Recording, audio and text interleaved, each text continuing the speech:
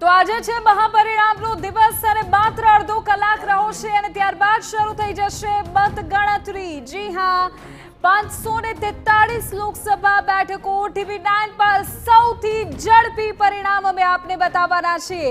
ઝડપીની સાથે સચોટ અને સાચા પરિણામ હશે માત્ર TV9 ગુજરાતી પર। બસ 30 મિનિટ કરતા પણ ઓછો સમય બાકી રહ્યો છે અને ત્યારબાદ મતગણતરી શરૂ થઈ જશે, જેની સચોટ જાણકારી સૌથી ઝડપી આપના સુધી અમે પહોંચાડવાના છીએ। આપને જણાવીશું કે જે સૌથી મહત્વપૂર્ણ બેઠકો છે ત્યાં કયા પ્રકારની રસાકસી ચાલી રહી છે, કયા રાઉન્ડમાં કોણ આગળ છે કોણ પાછળ છે, એ તમામની જાણકારી આપના સુધી હશે।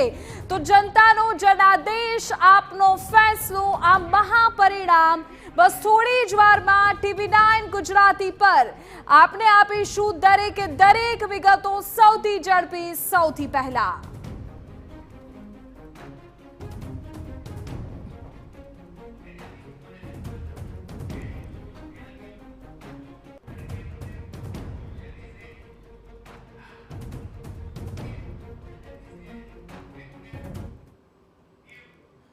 તો મહાપરિણામ અને તમામ આંકડા આપના સુધી પહોંચાડીશું, પણ કેટલીક બાબતો એવી છે જે આપને થોડા હજી પણ હિસ્ટ્રીમાં લઈ જઈએ અને ડિજિટલ મોડથી આપણે બતાવીશું।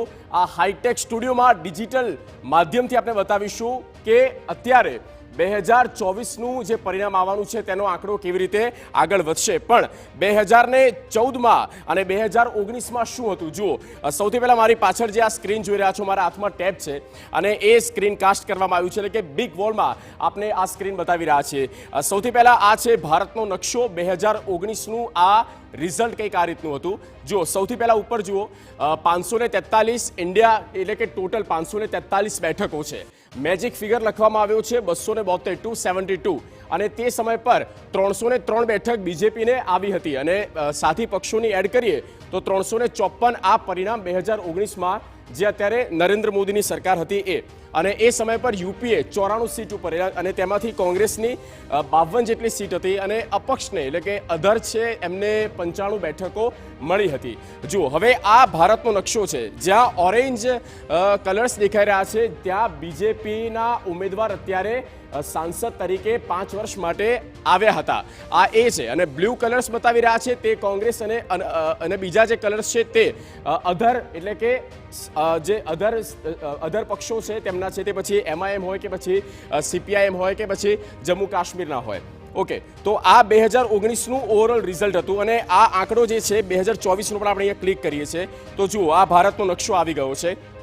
અહીંયા આંકડો જે છે તે જેમ જેમ સમય જશે તેમ તેમ આ આંકડો અમે અહીંયા ફ્લેશ કરીને બતાવીશું, એટલે કે આ કલર્સ પણ ધીમે ધીમે ઉમેરાતા જશે। એક સીટ જે છે, આ સીટ જે અમે આપણે બતાવી રહ્યા છે જુઓ, ખૂબ જ નાની દેખાઈ રહી છે, આ એ છે જ્યાં સુરતમાં અત્યારે બીજેપી બિનહરીફ જીતી ચૂક્યું છે। તો આ 2024ની વાત થઈ, પણ 2019માં જ્યાં ગુજરાતની આપણે વાત કરીએ, જુઓ 2019 મેં સિલેક્ટ કર્યું છે અને અહીંયા ગુજરાત GUJ। ઓકે, ચલો ગુજરાતનું આ આવી ગયો નકશો જુઓ આપની સ્ક્રીન પર। ગુજરાતની આ ઓવરઓલ પરિણામ 2019નું આખો ઓરેન્જ કલર, એટલે કે આખો કેસરીયો, 26 લોકસભાની સીટ હતી તે ભાજપ જીતી હતી 2019માં। અને એ તરફ કચ્છથી લઈને નીચે દક્ષિણ ગુજરાત સુધી, એટલે કે વલસાડ સુધીનો પટ્ટો, આ તરફ સાબરકાંઠાથી લઈને દાહોદથી લઈને સૌરાષ્ટ્રમાં નીચે પોરબંદર જુનાગઢ સુધી, આ ભાવનગર સુધી જુઓ। અને એ પણ આપણે બતાવી દઈએ કે ક્યાં કોણ જીત્યું હતું।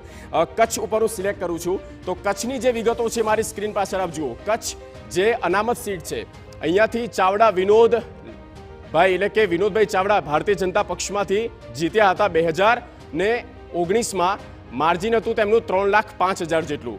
2014માં પણ તેઓ જીત્યા હતા અને 2009માં પણ અહીંયા ભારતીય જનતા પાર્ટી જીતી હતી। તો આ ઓવરઓલ ભારતનો નકશો છે, પણ હવે નજર આપણી 2024 પર રહેવાની છે અને 2024માં આ કલર્સ પણ ઉમેરાતા જશે। તમામ આંકડાકીય વિગતો આપણા સુધી પહોંચાડીશું। ડિફરન્સ શું છે 2019ની કમ્પેરિઝનમાં એ પણ આપણા સુધી પહોંચાડીશું।